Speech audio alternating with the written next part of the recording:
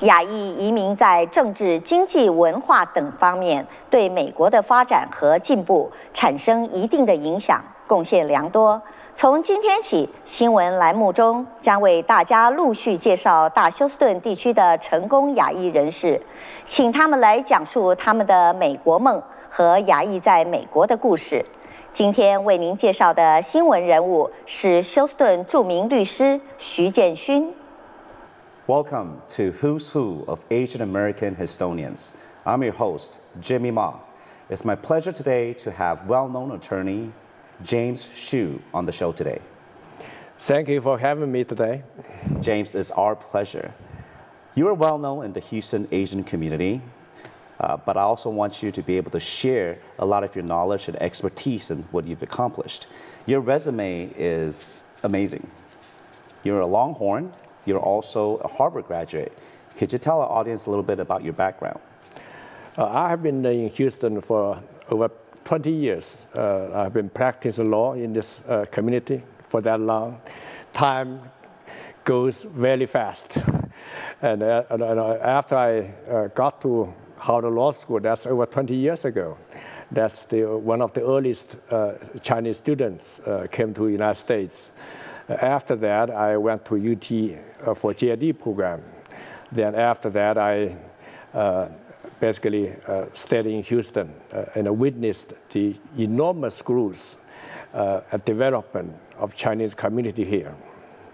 Speaking of how we got here, you shared a very interesting story with me earlier that I want our audience to listen, because you are probably one of the very first law student from China to get your degree from not only Harvard, but from UT Law School.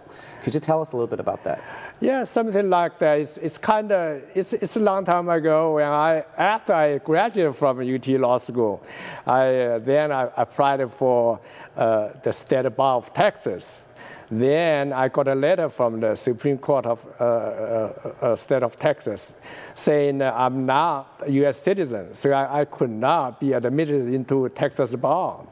Then I replied to the Supreme Court of Texas. I said, look at the cases decided by the U.S. Supreme Court. This should not be an issue anymore.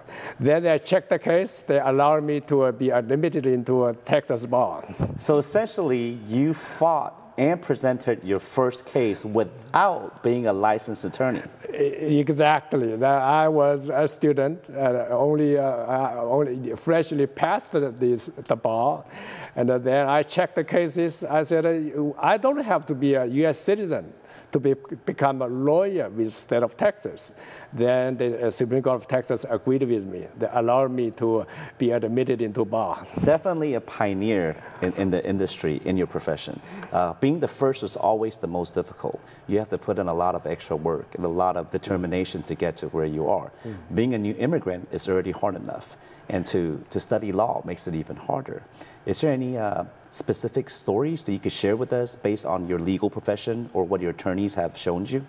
Yeah, I agree. I mean, to be, as a new immigrant, as myself, as many of the audience today here, the road has not been easy at all. You have to study hard.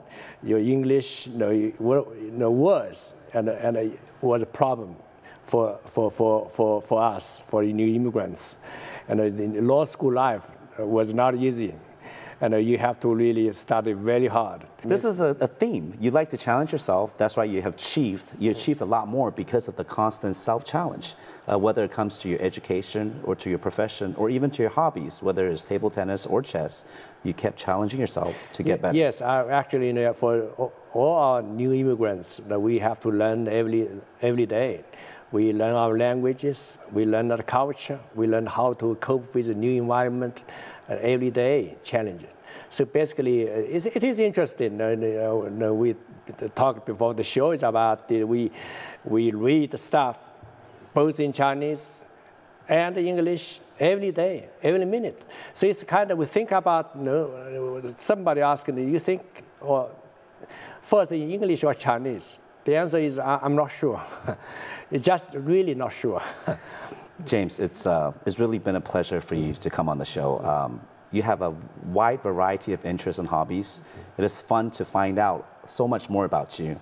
And we will be seeing you in Houston for many more years to come. I know you have other aspirations, and I hope you achieve all of them. Thank you all for tuning in to this show, Houston Who's Who of Asian Americans. We appreciate you, and don't forget to tune in again. Thank you for watching.